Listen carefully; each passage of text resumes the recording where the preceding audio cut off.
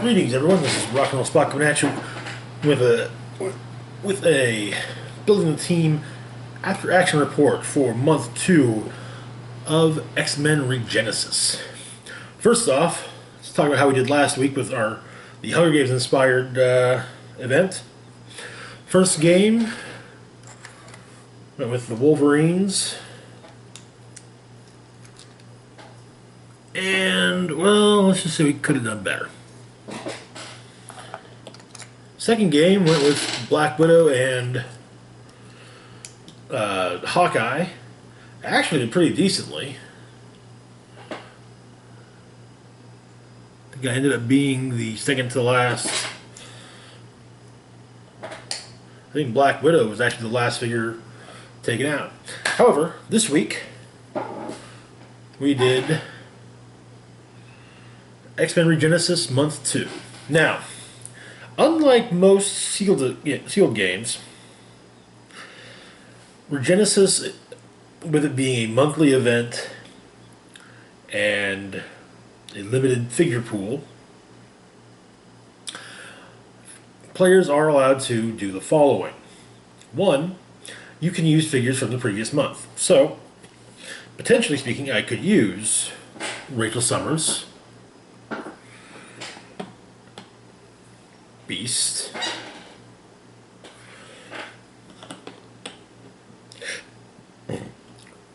or Gambit if I so desired. In addition to any pieces I pulled this month. Now, what did I pull this month? Well, first off, we pulled Shadowcat, Kitty Pryde. Now, Kitty's card. She comes in at either 60 points or 40 points. Her .1 dial.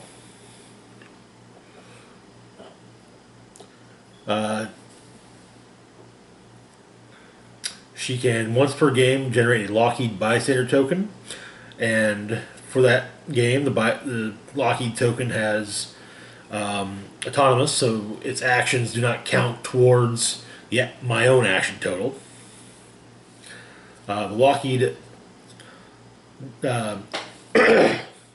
token has running shot, energy explosion, and inertial deflection, and is tiny sized. Also Ranger 5.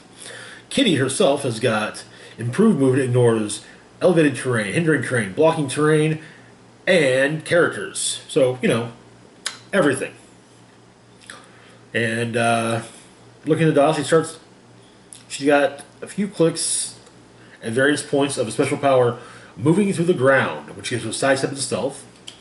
Between the clicks of that special power, she has a few clicks of charge. Then on attack, she clicks into Precision Strike. On defense, she begins with willpower, and then clicks into super senses, and then it kind of gets a little back and forth with those two powers. And on damage, she begins with enhancement, switches to empower, back to enhancement, then some empower, then ends at enhancement once again. She also has the X-Men team ability. I'm going a little all over the place with this. Her regular dial. The only difference to this dial is that Lockheed does not have autonomous, which is kind of how these worked. Was you got a figure, and if you put it in her keywords: Excalibur, Guardians of the Galaxy, Jean Grey School for Higher Learning, and X-Men. And if she's on the .1 dial is utilized if she's on a Jean Grey for Higher Learning team. Next up, we got Cyclops, which is this space for our first. Well, actually, no. You know what? Hold on. Next up, we'll look at Magneto, because I actually pulled Magneto.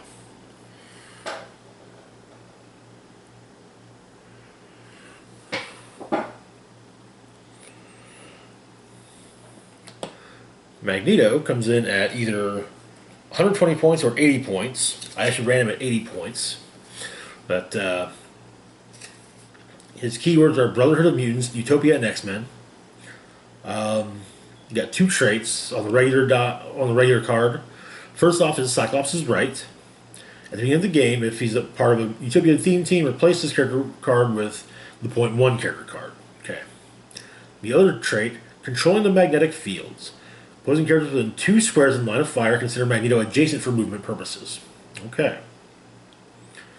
Now, the difference between the 2 cards is that controlling the magnetic fields, instead of it being 2 squares, it's 4 squares on the .1. So, looking at the dial itself, we open up with some running shot, which gives way to some sidestep. Now, we don't get the running shot on the 80-point dial. So, we start off with sidestep instead. So we get some sidestep, and then at the end, a couple clicks of Force Blast.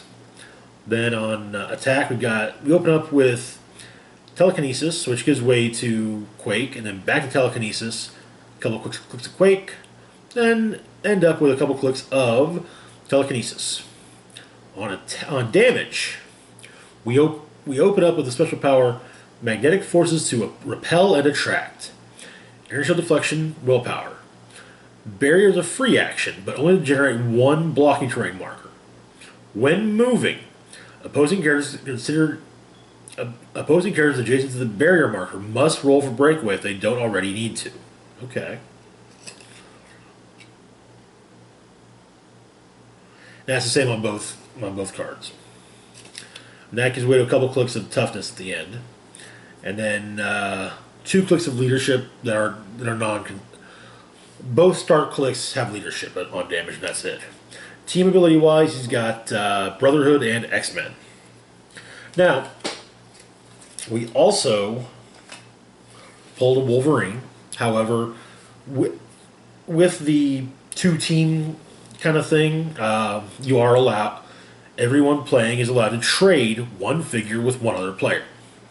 And so I traded the Wolverine I pulled for Cyclops.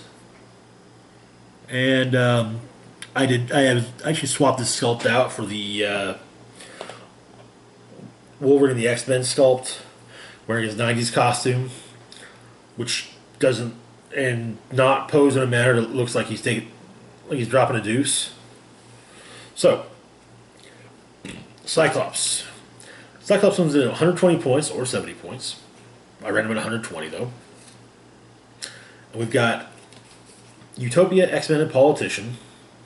We have the same Cyclops' bright trait as on Magneto's. With Magneto. Then we got Mutants United in Utopia. Leadership. Free action. If another friendly character hit an opposing character this turn, heal Cyclops with 1 click. And then he also has improved targeting. Can make ranged attacks out of adjacency, including against adjacent characters. Now, the difference between the normal card and the .1 card, instead of on mutants, the trait Mutants United in Utopia, instead of it being 1 click when an opposing character if a friendly character friendly character hit an opposing character, instead of healing him 1, you heal him 2. So, looking at the dial, open up with a click of Running Shot, which gives way to a couple clicks of Sidestep, then back to Running Shot for his second starting dial, and then the rest of the dial is Sidestep. We got 1 click of Penetrating Second Blast. Each of his starting clicks have it. On defense, he's Indomitable. And he's got Inertial Deflection, followed by Super Senses, followed by the special defense power to save mutants. We have to save the rest of the world too. And stop click. But he gets both Inertial Deflection and Super Senses with it. And then it's back to Inertial Deflection and Super Senses, the stop click, and then 2 more clicks of Super Senses. On damage, he starts off blank on both dials, then gets Super Sense is after that, those blank dials. Or Range Combat Expert, I mean. Range Combat Expert. So, the team I ended up running for the sealed event was Cyclops and Magneto. Went 1 and 2. First round got just obliterated by 2 Wolverines.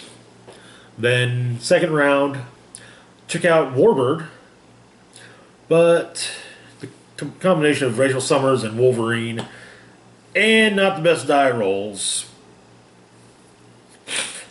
spelled defeat for me. The final round I went up against another Utopia team, this time consisting of Cyclops, Storm, and Emma Frost, and whittled them down little by little. Ended up with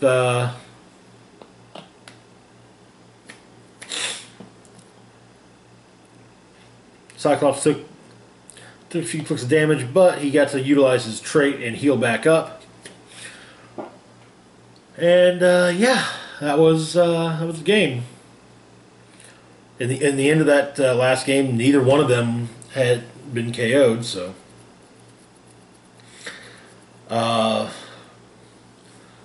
hopefully we should have another Building the Team video later on this week for this week's upcoming tournament. As always, feel free to like, share, and subscribe. Links to my Facebook, Twitter, Patreon, and PayPal are in the description box down below. This is Rock and Roll Spock signing off, saying, live long and rock hard.